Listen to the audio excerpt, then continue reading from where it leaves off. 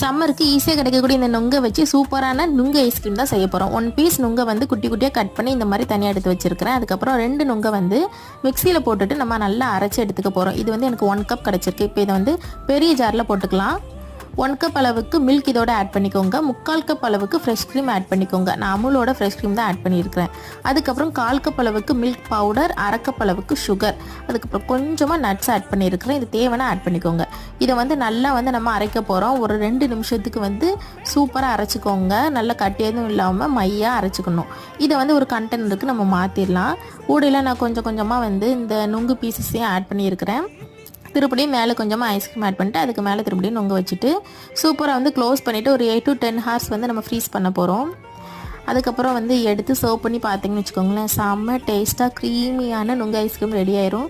அவ்வளோ டேஸ்ட்டாக இருக்கும். கண்டிப்பாக ட்ரை பண்ணி பாருங்கள். உங்கள் வீட்டில் இருக்கிற குழந்தைங்களுக்கும் செஞ்சு கொடுங்க.